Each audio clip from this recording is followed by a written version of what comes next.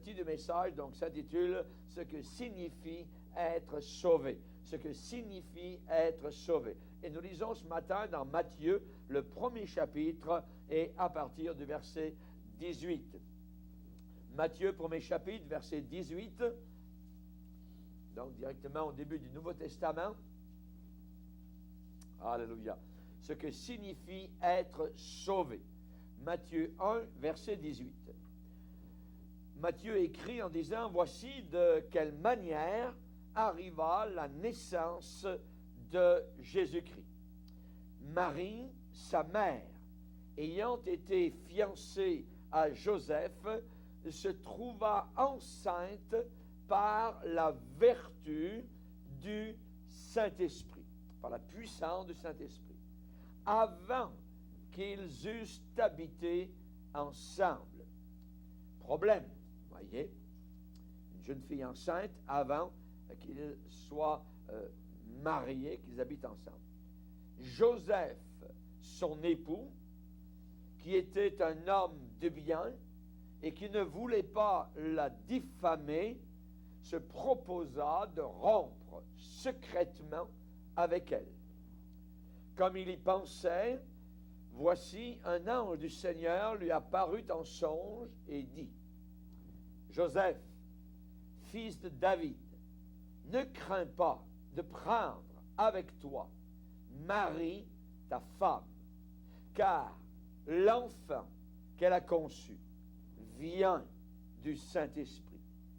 Elle enfantera un fils, et tu lui donneras le nom de Jésus. C'est lui qui sauvera son peuple de ses péchés. » Tout cela arriva afin que s'accomplisse ce que le Seigneur avait annoncé par le prophète. Voici, la Vierge sera enceinte, elle enfantera un fils, et on lui donnera le nom d'Emmanuel, ce qui signifie Dieu avec nous. Joseph, s'étant réveillé, fit ce que l'ange du Seigneur lui avait ordonné, et il prit sa femme avec lui. Mais il ne la connut point, ça veut dire il n'eut pas de relation sexuelle avec elle, jusqu'à ce qu'elle eût enfanté un fils, auquel il donna le nom de Jésus. Amen. Seigneur, nous te bénissons pour ta merveilleuse parole, et nous voulons encore ce soir plonger nos regards dans ce salut merveilleux, ce mystère, Seigneur, de l'incarnation. Tu es venu parmi nous comme homme, toi dont l'existence remonte au temps de l'éternité. Tu n'as jamais eu de commencement, Seigneur Jésus, et tu n'auras jamais de fin. Et pourtant, tu es entré dans le temps. Tu es venu parmi nous. Tu as habité avec nous. Tu as campé parmi nous. Tu as pris un corps comme nous, Seigneur, afin que tu puisses mourir, toi le prince de la vie. Nous te demandons, Seigneur, de bénir abondamment, nous rappeler les puissantes vérités du salut que tu nous as accordé. Nous te demandons ces choses dans le nom puissant et merveilleux de Jésus-Christ. Amen. Et tout le peuple dit Amen. Gloire à Dieu. Vous pouvez vous asseoir, frères et sœurs. Alléluia. Ce que signifie être sauvé. Le verset sur lequel nous allons nous arrêter, il est dit, elle enfantera un fils et tu lui donneras le nom de Jésus. C'est lui qui sauvera son peuple de ses péchés. Le mot le plus important, c'est sauver. C'est lui qui sauvera. On l'a appelé le sauveur. Voyez, le sauveur. Évidemment, on sait que les grandes fêtes chrétiennes qui deviennent de plus en plus païennes, comme Noël, comme Pâques, comme la résurrection, eh bien, sont là évidemment pour célébrer quelque chose que nous avons tendance à oublier, c'est-à-dire la naissance virginale de Jésus-Christ. Jésus est né d'une vierge, voyez. Non pas que Marie soit immaculée, mais celui qui était immaculé ce n'était pas la personne de Marie, mais c'est la personne de Jésus. Lui seul est immaculé. Lui seul n'a commis aucun péché. Marie avait la même nature que vous et moi avons. Une femme choisie parmi d'autres, une femme bénie, une femme pieuse, mais une femme avec une nature pécheresse comme vous et moi. Et elle-même, un jour, a loué le Seigneur en disant « Mon âme se réjouit en Dieu, mon Sauveur. » Mon Sauveur.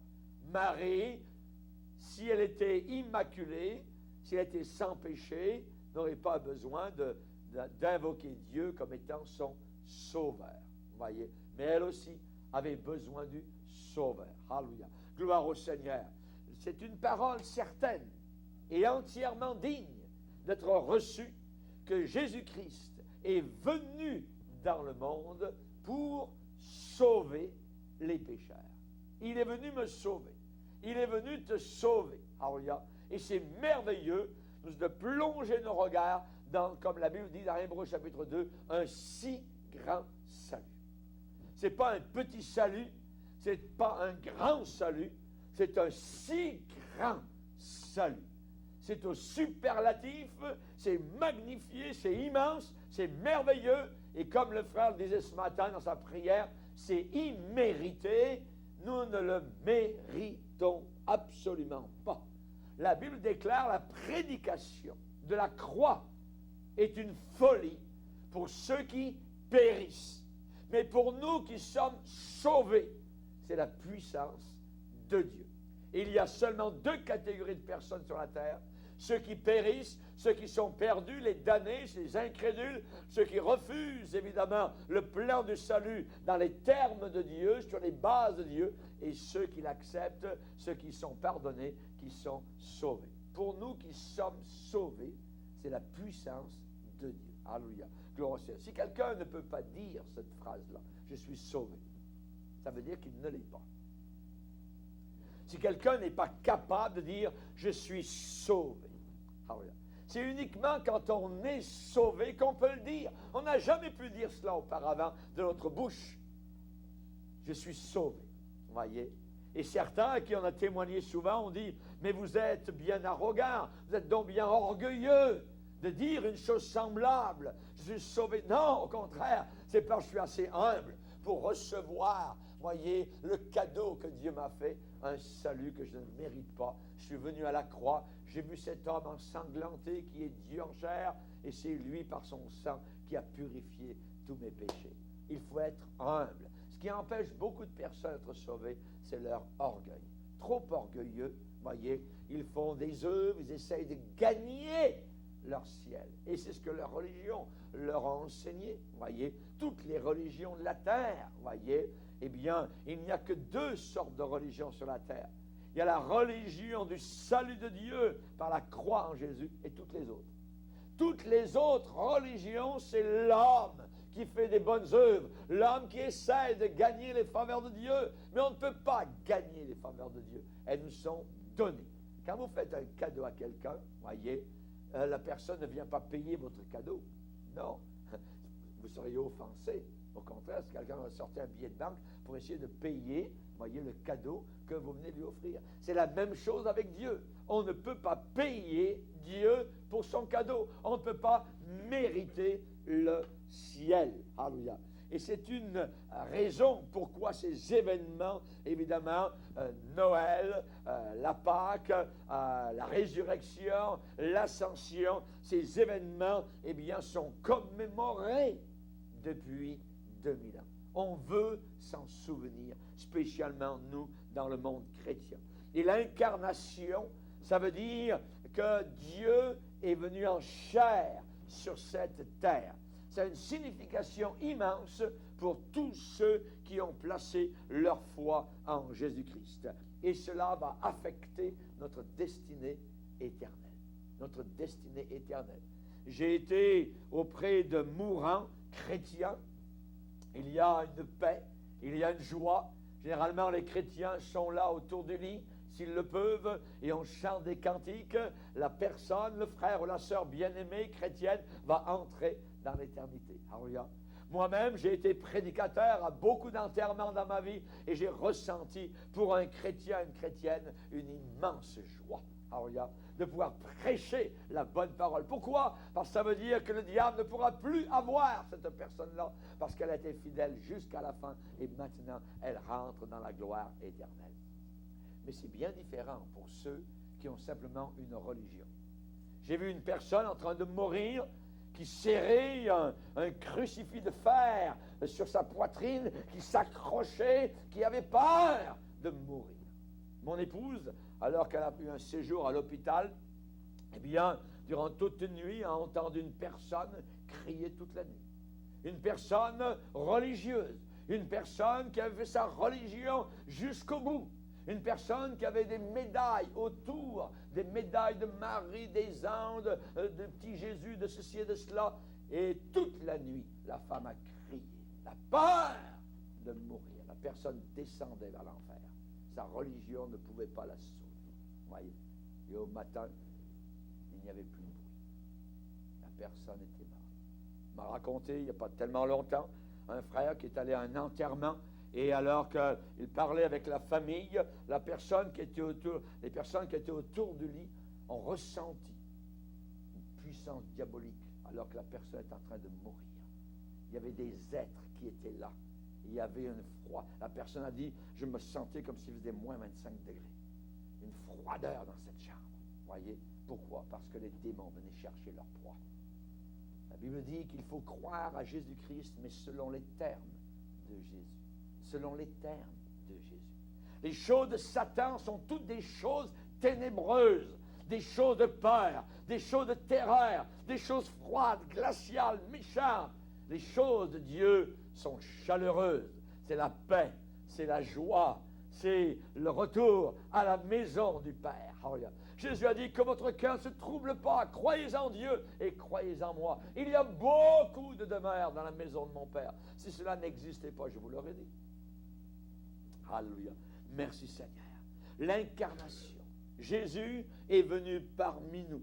Et quand Jésus est venu, quand il est né sur cette terre, ça n'a pas été un événement ordinaire.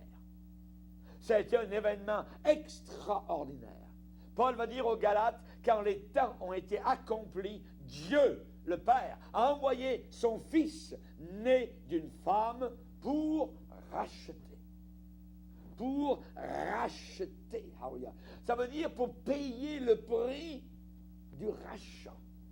De payer le prix du rachat. On rachète. Dans le monde, les bouteilles vides. L'autre jour, j'ai vu, du côté anglophone, ils rachetaient les vieilles bouteilles, c'était marqué Redemption, la rédemption. Vous voyez? Tiens, la rédemption. On rachète les vieilles bouteilles, vous voyez. Même les bouteilles ont une rédemption. Et beaucoup de personnes ne connaissent pas la rédemption de Jésus-Christ. Le rachat de Jésus-Christ comme sauveur. Amen. Quand on pense aux anges, qui sont apparus aux bergers en pleine nuit, qui ont vu ce spectacle au-dessus des plaines de Bethléem, quand on pense à la naissance humble dans une petite étable. Une petite étable, voyez, c'était tout petit. Et le roi du monde était en train de naître là, sur la paille, dans une étable. Imaginez. Quand on pense à la déclaration prophétique de Siméon, qui a pris le bébé dans les bras et qui a dit des choses au sujet du Sauveur. Il a dit, maintenant je peux mourir parce que mes yeux ont vu le salut. Il avait Christ, le Sauveur du monde, entre les bras, même s'il était sous forme de bébé. Les mages qui ont voyagé des milliers de kilomètres depuis l'Orient et qui ont vu son étoile briller et qui sont venus jusqu'à Bethléem pour l'adorer. Ils ont adoré un bébé. On n'adore pas un bébé. Mais eux l'ont adoré. Ils sont mis à genoux devant un bébé. Imaginez, Joseph et Marie étaient tout étonnés de voir ce qui était en train de se passer. Les bergers qui étaient venus l'adorer. Ensuite, des grands messieurs venant de l'Orient qui ont offert de l'or. On offre à un roi de l'or. Quelle foi avaient ces mages-là? Ils étaient vraiment sages. En anglais, on les appelle les wise men. Oui, ils étaient vraiment wise. était vraiment intelligent. Et la personne intelligente va venir adorer Jésus-Christ. Amen. Il est digne d'adoration. Quand on pense à cette étoile surnaturelle qui est apparue, ils n'avaient pas de Bible pour les conduire, ils avaient une étoile. Et ils ont cru que cette étoile les conduirait vers ce roi qui venait de naître. Alléluia. Merci Seigneur. La Bible dit un si grand salut. Comment les gens vont-ils comprendre s'il n'y a personne qui prêche? Comment y aura-t-il des prédicateurs s'ils ne sont pas envoyés, comme il est dit, qu'ils sont beaux les pieds de ceux qui annoncent la bonne nouvelle? Les anges ont dit au berger, nous vous annonçons une grande, une bonne, merveilleuse nouvelle qui sera pour tout le peuple le sujet d'une grande joie. Nous devrions nous réjouir au travers des années de ce si grand salut, être sauvés. Tout est là. Quand quelqu'un a découvert le salut, il a tout découvert. Il a découvert le sang de sa vie et de sa vie éternelle. Et je pense que ce salut a une signification toute spéciale pour nous. Quand on pense que l'ange a dit à Joseph, le nom de l'enfant qui va naître de Marie ne vient pas d'un jeune homme de la région de Nazareth, mais il vient d'en haut. Tu appelleras cet enfant Jésus, parce que c'est lui qui sauvera son peuple de ses péchés, de ses péchés. Et tant qu'on ne reconnaît pas qu'on est pécheur, on ne peut pas être sauvé. Parce que Jésus est venu sauver des pécheurs. Alléluia. Et si vous êtes sauvé, c'est parce que vous avez reconnu un jour que vous étiez des pécheurs. Amen. Alléluia. Gloire à Dieu. Moi, nos enfants avec mon épouse, c'est nous qui avons choisi le nom. Voyez. Et vous, si vous avez des enfants comme parents, c'est vous qui avez choisi le nom de vos enfants. Et si vous êtes des enfants, ce sont vos parents qui ont choisi le nom que vous portez. Mais pour Jésus-Christ, son nom n'a pas été choisi du bas de la terre. C'est le ciel qui a choisi son nom. Tu l'appelleras Jésus. Tu l'appelleras Yeshua. Tu l'appelleras Josué. Alors ça veut dire celui qui libère, celui qui apporte la délivrance. Tu l'appelleras libérateur. Alléluia. Merci Seigneur. Un ange est apparu à Joseph dans un rêve pour lui dire que l'enfant de Marie avait été conçu par le Saint-Esprit. Il fallait avoir toute une foi. Voyez, ça n'était jamais arrivé. Et le prophète Ésaïe, 700 ans auparavant, avait dit, Dieu vous donnera un signe, un miracle, un signe particulier. Une jeune fille tout à fait vierge, sans avoir aucune relation avec aucun homme, va être enceinte d'un bébé garçon. Et ce sera lui, le sauveur du monde. 700 ans auparavant. C'est un signe. Une jeune fille vierge va enfanter d'un bébé. Alléluia. Merci Seigneur. Donc ce n'est pas Marie ou Joseph qui ont choisi le nom. C'est Dieu lui-même. Alléluia. Et on donna aussi à Joseph la raison de ce nom. Parce que c'est lui. C'est lui. Ce n'est pas nous qui nous sauvons. C'est lui qui nous sauve. C'est lui qui sauvera son peuple de ses péchés. C'est lui qui m'a sauvé de mes péchés. C'est lui qui te sauve de tes péchés. Alléluia, gloire au Seigneur. Le message de l'Évangile est une bonne nouvelle à toute la terre. Pour des gens qui luttent, pour des gens qui bataillent avec la tyrannie du péché, il y a une bonne nouvelle qui est pour tout le peuple le sujet d'une grande joie. C'est un salut pour tous ceux qui veulent le recevoir. Tous ceux qui veulent le recevoir. Et si certains n'ont pas encore accepté Jésus comme leur sauveur et leur Seigneur, alors ce sera aujourd'hui. Ce sera le jour le plus heureux de votre vie. Demandez-lui maintenant d'être votre sauveur. Si vous désirez une paix intérieure avec Dieu, et vous savez, certains, peut-être vous avez besoin d'être sauvés, peut-être que vous ne le savez pas, vous ne comprenez pas tout ce que le salut, comprend à l'intérieur. Qu'est-ce que ça veut dire véritablement d'être sauvé? Qu'est-ce que ça signifie vraiment le salut? 3 choses ce matin. La première chose, c'est que vous êtes sauvés de la punition finale du péché. C'est quoi la punition finale du péché? L'enfer éternel. On ne parle plus de l'enfer éternel aujourd'hui. On ne veut plus en parler. Et pourtant, nous devrions en parler. Jésus a parlé plus sur l'enfer que sur le ciel. Ce n'est pas nous qui l'avons inventé, c'est le Sauveur, Jésus, qui lui-même nous en a parlé véritablement, d'éviter ce lieu absolument. Et quand on est sauvé de la punition ultime du péché, l'enfer éternel. Presque tout le monde sait, consciemment ou inconsciemment, que tôt ou tard, il y a une punition pour le péché. Voyez? Et beaucoup, à cause de cela, sont troublés profondément avec le sens de culpabilité qu'ils ont dans leur cœur. Voyez? Ils ont peur du futur parce qu'ils sont pécheurs. Et ils ne savent pas comment se dépatouiller, ils ne savent pas comment s'en sortir. Le Dieu a créé une loi dans Ézéchiel où il est dit l'âme qui pêche, c'est celle qui mourra. L'âme qui pêche, c'est celle qui mourra. Et Jésus nous a donné une condition, je dirais, pour être sauvé, c'est absolument venir nous soumettre, venir sous le sang de la croix. Il n'y a pas d'autre alternative. Il n'y a que le sang de Jésus. S'il n'y a pas effusion de sang, il n'y a pas de pardon.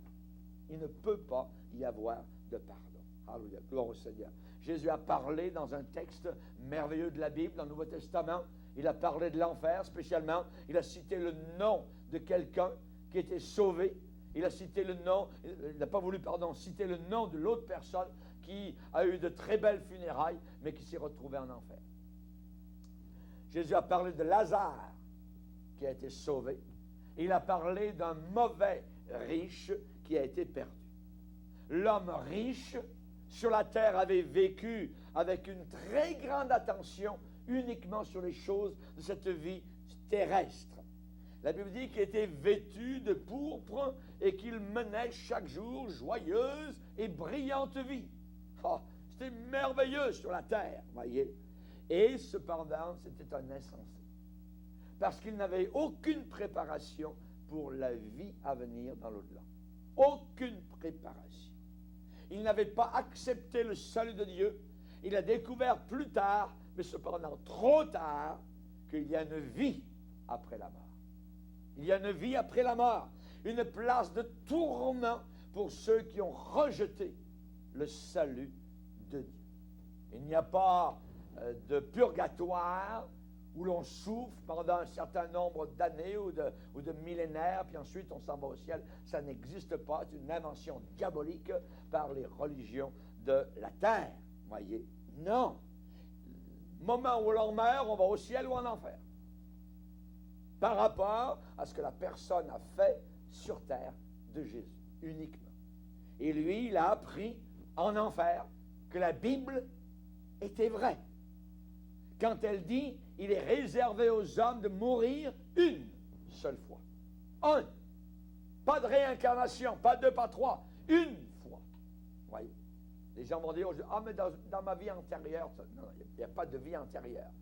Il n'y a qu'une seule vie que nous vivons de notre berceau jusqu'à notre tombeau. Il est réservé aux hommes de mourir une seule fois. Après quoi vient le jugement. Le jugement. La condamnation pour ceux qui n'ont pas reçu Jésus et le bonheur éternel pour ceux qui se sont repentis simplement de leurs péchés. Et cet homme insensé, ce riche, s'est retrouvé dans une place, un lieu de tourment. Il a dit, je suis cruellement tourmenté. Il se souvenait qu'il avait 5 frères sur la terre et il ne voulait absolument pas qu'ils viennent vers lui. Tellement c'est terrible, c'est horrible. Quand les gens acceptent Jésus comme sauveur, ils peuvent savoir, au-delà de tout doute, qu'ils ont été sauvés de la punition éternelle du péché qui est l'enfer. C'est pourquoi Jésus est venu dans ce monde, Fils de Dieu, sous forme humaine. Son nom est Jésus. L'ange a dit, c'est lui qui sauvera son peuple de ses péchés. Le Seigneur veut que tous les hommes soient sauvés, mais tous les hommes ne seront pas sauvés. Non, loin de là. Parce que certains sont libres d'accepter ou de refuser, ils sont libres totalement. Dieu nous a donné une puissance de choix. Nous en faisons ce que nous voulons pendant le temps que Dieu nous donne sur terre de ce salut merveilleux. Mais comment seront-ils sauvés s'ils négligent un si grand salut? Se moquer du Fils de Dieu, marcher sur le sang de Jésus, rire du Sauveur du monde, c'est abominable. C'est terrible. Voyez, Dieu voudrait que tous les gens soient sauvés, mais il ne les force pas à accepter le salut, son salut. Le Seigneur va plaider patiemment avec eux pour qu'ils se détournent de leurs péchés, pour qu'ils se tournent vers le Sauveur, voyez. Mais même si le jugement ne tombe pas immédiatement sur les pécheurs, ça ne veut pas dire que la Bible est fausse. Vous vous rappelez déjà dans la Genèse, quand Dieu a dit à Adam, le jour où tu en mangeras, tu mourras. Le jour où ils en ont mangé, est-ce qu'ils sont morts? Non. Ils ne sont pas morts. Ils sont morts plus tard. Mais ils sont morts. Mais le jour où ils en ont mangé, il y a eu séparation d'avec Dieu. Ils se sont sentis tout nus. Ils se sont sentis pécheurs. Pour la première fois, ce sentiment est entré. Mais Dieu avait dit, tu vas mourir. Et ils sont morts. La première mort qui a eu lieu sur la planète Terre, c'est une maman qui tient son enfant dans ses bras et elle ne sait pas ce qu'est la mort. Elle regarde. C'est son enfant, elle l'a aimé, elle l'a porté pendant 9 mois. C'est Ève qui porte dans ses bras un enfant qui est mort par la main de son frère méchant. C'est Abel. Elle ne sait pas ce qu'est la mort. Elle ne comprend pas. C'est ça la mort. Elle vient de réaliser que la mort est entrée dans le monde maintenant et qu'elle aussi va mourir un jour et que son mari qu'elle aime va mourir aussi. Et la mort est entrée et nous allons tous mourir. Pourquoi? Parce qu'il est donné aux hommes de mourir une seule fois. De mourir une seule fois. À cause du péché. Voyez? Et si le jugement ne tombe pas immédiatement, ça ne veut pas dire que Dieu a oublié que... Hein, combien de personnes ont dit, si Dieu est là, je vais le blasphémer puis on va voir s'il va me tuer. La personne, rien ne s'est passé et la personne a continué à blasphémer. Elle a dit, il n'y a pas de Dieu. Un jugement remis, un jugement différé, retardé, est une des plus grandes indications de la miséricorde de Dieu. Dieu est patient. Dieu est patient. Et la patience de Dieu devrait toujours nous porter à vivre dans la repentance. Dans l'église de Thyatire, il y avait une femme qui s'appelait Jézabel, qui se disait prophétesse, mais qui vivait avec impudicité.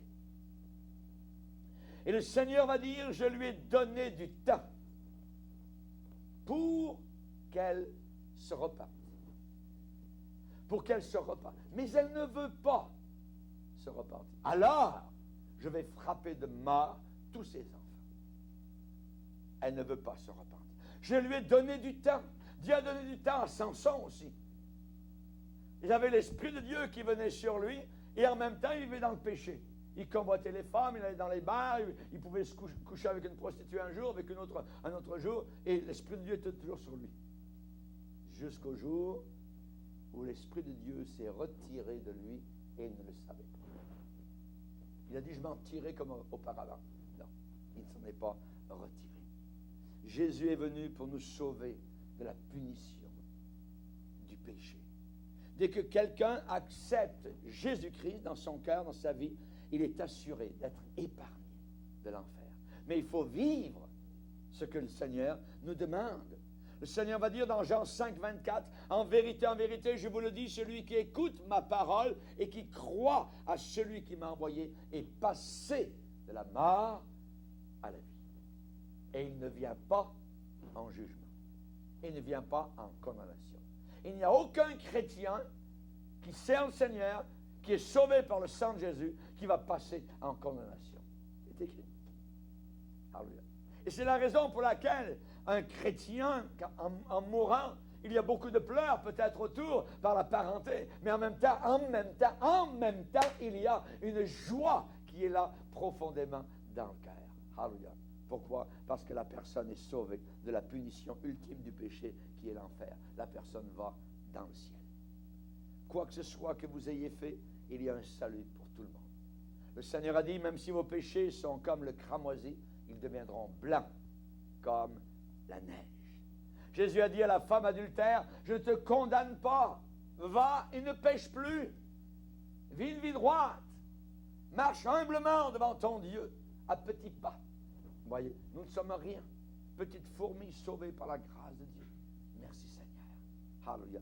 Gloire au Seigneur. Je ne te condamne pas. La Bible dit que Dieu a tellement aimé le monde qu'il a donné son Fils unique afin que quiconque croit en lui, et je suis ce quiconque, et tu es ce quiconque, ne périsse pas en enfer, mais qu'il ait la vie éternelle. La vie éternelle. En effet, Dieu n'a pas envoyé son Fils pour qu'il condamne le monde, mais pour que le monde soit sauvé par lui. Et je veux faire partie de ceux, évidemment, qui sont sauvés. Amen. Gloire au Seigneur. C'est ça que ça veut dire être sauvé. La deuxième chose que ça veut dire être sauvé, ça veut dire que je suis sauvé du pouvoir du péché, de la domination du péché. Vous voyez autour de nous comment ça va mal partout, les gouvernements, les familles, l'école, partout, les mariages, les foyers. C'est quoi? Est-ce qu'il faut peut-être plus de millions de dollars investir pour ceci et cela? Non, c'est le péché. C'est les résultats du péché. Mais on ne veut pas parler de péché. Et quand on est sauvé, nous sommes sauvés de la domination actuelle que nous voyons autour de nous du péché. Les gens sont liés par le péché et bien souvent ils désireraient en être libérés. Demandez à un alcoolique s'il ne veut pas être libéré de sa bouteille, certainement. Allez demander à un drogué, il va maudire sa drogue. Mais il va y retourner tout le temps parce qu'il est lié, il est sous la domination du péché. Quelqu'un sort d'un cinéma pornographique, regardez-les tous, ils sont tous tristes. Il n'y a jamais une face joyeuse. Pourquoi? Parce que c'est le péché. Et quelqu'un qui vit dans le péché ne sera jamais joyeux. Le diable n'a que des gens tristes. C'est uniquement dans l'Église de Dieu qu'il y a des gens joyeux. Alléluia. La joie du Seigneur est notre force. Amen. Les habitudes du péché leur rappellent toujours et toujours qu'ils sont esclaves. Ils sont esclaves. Ils sont tellement dominés par le péché, même parfois que leur santé est ruinée. Leur santé est ruinée. Les relations dans le foyer, les relations au travail, les relations ailleurs sont désastreuses. Et l'espoir d'avoir une vie respectable, tout ça est démoli, brisé. La Bible dit que pour la femme prostituée, on se réduit, c'est une réduction d'une personne. On se réduit à un morceau de pain, à une bagatelle. Le péché va toujours vous réduire, vous réduire, vous réduire. Et l'Évangile va vous faire grandir et grandir et croître et croître. Il est comme un arbre planté près d'un courant d'eau qui donne son fruit dans sa saison et le feuillage ne se flétrit pas. Alors, il reste vert dans l'année de la sécheresse. Merci Seigneur.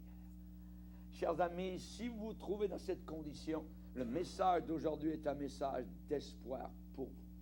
Il faut abandonner littéralement votre vie à Jésus et vous serez sauvés de la domination du péché. C'est la raison pourquoi Jésus est venu dans le monde, pour qu'on soit sauvé de cette domination. Amen.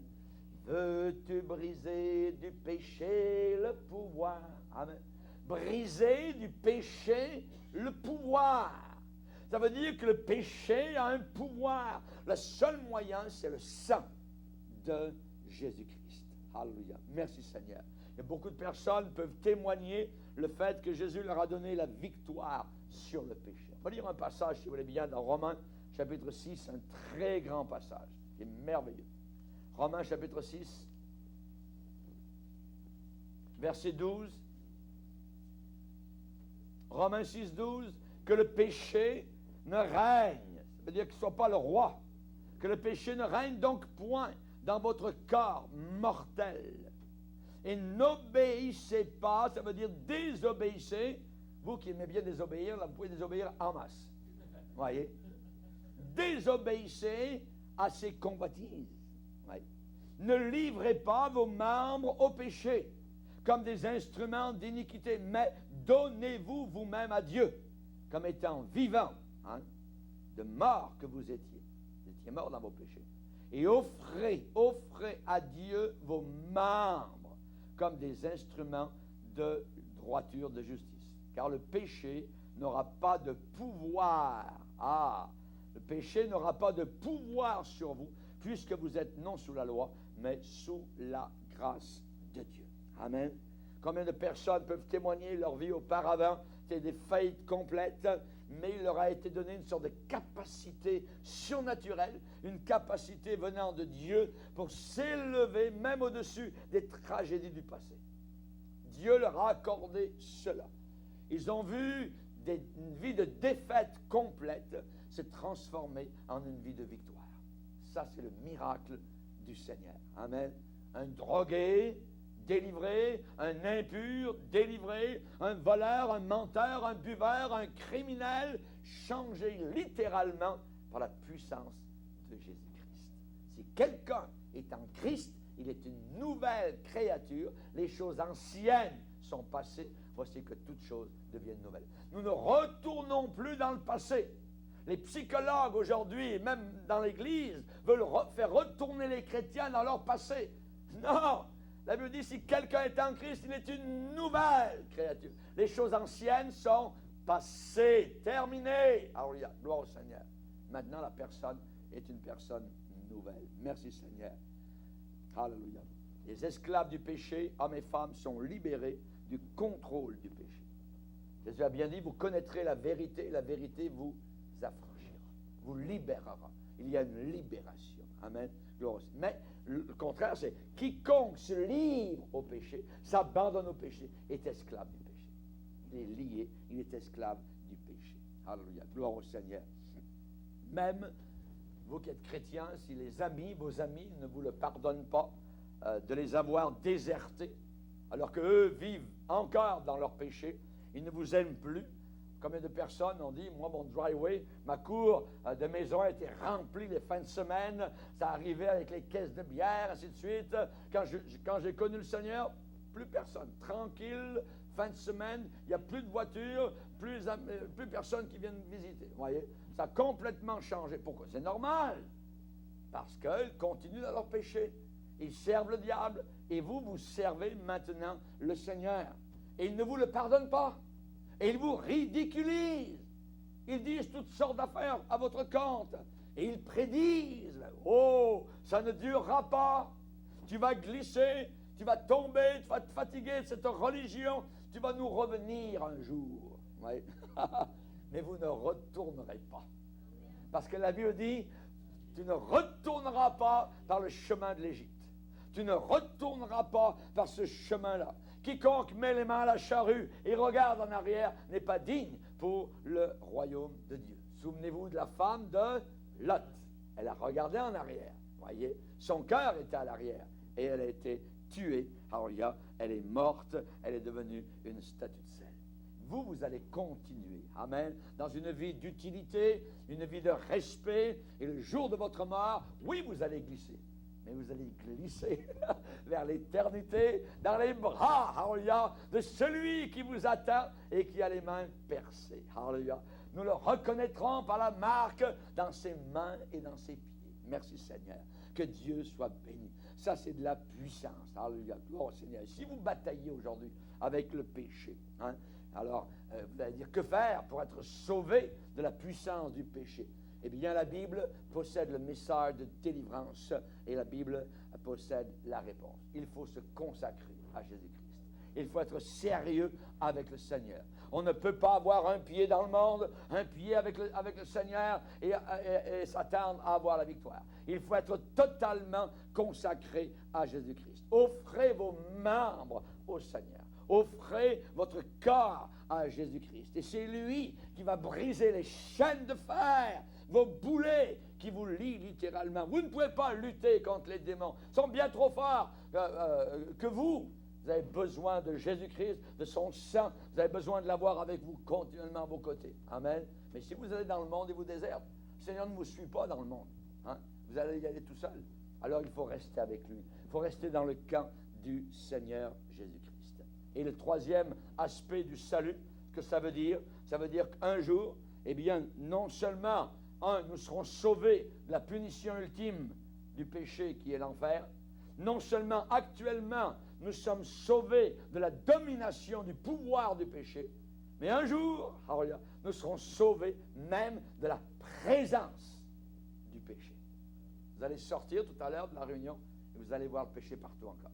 Demain matin, au travail, dans la rue, ainsi de suite, vous allez voir le péché là. Nous vivons dans ce monde, n'appartenons pas à ce monde, mais le péché est autour de nous. Mais un jour, nous serons délivrés de la présence même du péché. Nous allons dans un lieu où il n'y aura plus aucun péché. Alléluia. Où il n'y aura plus aucun bar, aucun soulon, aucune mauvaise parole, aucune pornographie, quoi que ce soit. Voyez, nous serons délivrés de la présence même du péché. Et nous sommes conscients que ce que Dieu voulait au départ, c'était une terre merveilleuse, un Éden. Mais ce n'est pas un Éden. C'est vrai qu'il y a des gens heureux sur la terre, mais il y a beaucoup de souffrance, beaucoup de tragédies. Voyez, c'est une vallée de larmes, une vallée de pleurs. La malédiction du péché a fait un impact affreux et terrible. Voyez, toute la race humaine aujourd'hui est en rébellion contre Dieu. En rébellion contre Dieu. On ne blasphème pas le diable, on blasphème Dieu. On blasphème son Fils. Voyez, ça veut dire qu'ils savent qu'il existe. Ils savent qu'il a un Fils et qu'il s'appelle Christ, le Sauveur du monde. Mais ils ne l'aiment pas. Ils sont en rébellion contre lui. Quand on voit tout le mal, toute l'injustice qui existe presque partout, eh bien on peut comprendre, c'est certain, que les gens désirent de meilleures conditions dans le monde. On comprend qu'il veut être délivré de la haine, de la guerre, des conflits, des maladies, des tourments. Mais pour nous, de la présence même du péché. Nous serons délivrés de la présence même du péché. Je me rappellerai toujours toute ma vie cette sœur dans un cours de nouveaux convertis qui me pose la question, oui, mais pasteur, là-haut dans le ciel, peut-être qu'on aura envie de faire le mal encore, hein, tout ça. Je dis, non, ma soeur, elle dit, là-haut dans le ciel, c'est terminé, alors il n'y aura plus de mal, alors il n'y aura plus la présence du péché, nous serons toujours dans la présence de Jésus et nous n'en sortirons plus jamais. Nous serons toujours avec lui, toujours dans sa présence. J'aimerais vous citer Henry Longfellow, qui était un poète américain du temps de la colonie, qui était un érudit. Et cet homme-là a écrit un poème qui s'appelle « Les cloches de Noël ». Cet homme-là était marié et il était profondément attristé par la mort de sa première femme, après 4 ans de vie conjugale. Après 4 ans de vie conjugale, tac, sa femme qu'il aimait est morte. Alors il s'est remarié quelque temps plus tard, et sa deuxième femme a été brûlée à mort. Dans un feu, vous voyez, sa deuxième femme brûlée. Et cependant, Longfellow, ce monsieur, a regardé vers le futur et il a eu la foi de chanter. Il a écrit, « J'ai entendu les cloches le jour de Noël, avec leurs vieilles chansons familières, avec la douceur, leur son était en train de répéter « Paix sur la terre parmi les hommes de bonne volonté ». Puis les cloches ont sonné plus fort et plus loin et ont porté à l'envolée ces mots. Dieu n'est pas mort et il ne dort pas non plus. Le méchant, le mauvais tombera et le droit prévaudra avec la paix sur la terre envers les hommes de bonne volonté. Alléluia. Nous allons nous incliner ce matin et dire Seigneur, merci pour un si grand salut. Merci Seigneur. Un jour, nous serons délivrés de la présence même du péché. Alléluia. Oh mon Sauveur, nous savons que l'âge parfait, le siècle parfait va arriver, Seigneur. Oui, le droit va prévaloir, le juste va prévaloir, va vaincre. Toutes les douleurs de la terre, tous les tourments de la terre seront pour toujours éliminés. Merci Seigneur de savoir que tu as prévu pour nous un ciel de gloire, un lieu merveilleux, une maison magnifique là-haut sur les collines où les fleurs ne flétrissent pas, là où il n'y a plus ni jour ni nuit, là où nous sommes dans la joie éternelle en ta présence. Merci Seigneur. Quand tu es venu il y a 2000 ans sur la terre, l'hôtelier n'a pas voulu te recevoir. Il n'y avait pas de place dans son hôtellerie pour toi. Et ce monde aujourd'hui n'a pas plus de place pour toi. Il y en a de moins en moins. Mais pourtant, Seigneur, nous t'avons reçu. Nous voulons te recevoir, nous voulons te bénir, nous voulons vivre pour toi. Nous voulons dire avec Siméon, nous avons vu le salut de Dieu et maintenant nous pouvons mourir. Seigneur, merci pour ce grand privilège d'avoir été sauvé. Sauvé de la punition du péché, sauvé de l'enfer, sauvé du pouvoir du péché. Nous sommes maintenant libres pour te servir avec joie et un jour sauvés de la présence même du péché. Merci Seigneur, au nom de Jésus. Amen. Et tout le